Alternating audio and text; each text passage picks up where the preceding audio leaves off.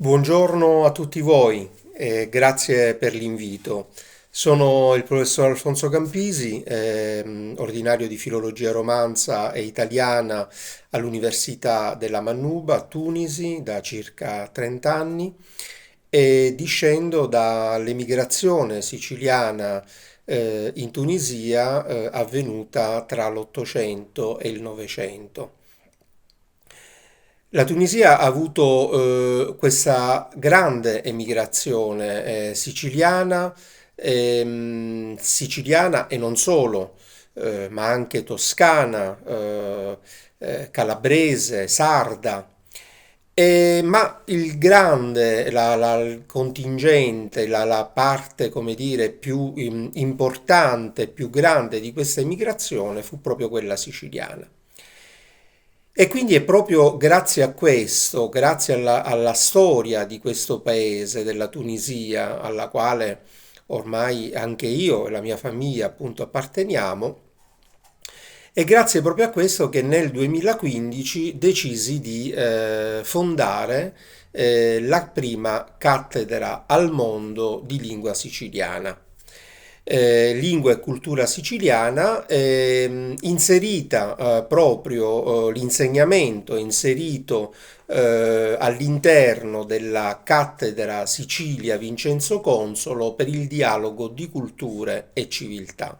Quindi una cattedra che ha lo scopo di dialogare con l'altra riva del Mediterraneo e quindi un dialogo interculturale, interreligioso tra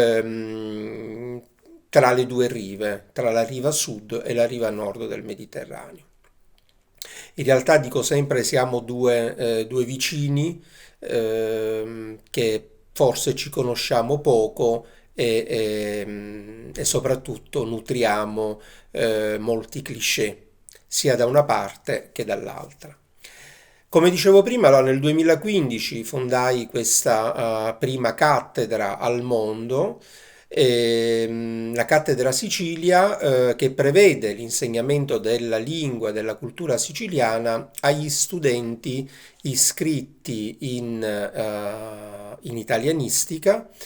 Più particolarmente sono gli studenti del quarto e del quinto anno, quindi quello che in italiano viene chiamata laurea specialistica. Un corso frequentatissimo, devo dire, anche pur trattandosi di una materia complementare, il corso di lingua siciliana interessa tanti studenti tunisini e tanti studenti tunisini discendenti da siciliani. Quindi voglio dire, è stata una bella sorpresa, senza dubbio, poter riempire i corsi di lingua siciliana più rispetto alle altre materie, devo dire, complementari. Solo per darvi delle cifre, il 99% degli studenti sia al Master 1 che al Master 2, quindi alla laurea specialistica 1 e 2, rappresentano il 90%. E questa è una grande soddisfazione ovviamente per me, ma anche per l'Università tunisina che ha deciso di aprire questo corso di lingua siciliana.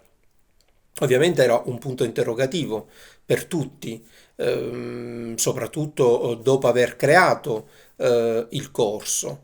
Ehm, Potevamo anche rischiare di chiuderlo un anno dopo, 2 anni dopo, per mancanza di studenti, e invece no, invece è stato proprio il contrario. Moltissimi studenti si sono iscritti, continuano ad iscriversi e soprattutto quello che è anche importante è che non solo frequentano i corsi, ma diverse lauree, quindi alla fine del quinto anno, cioè della laurea specialistica,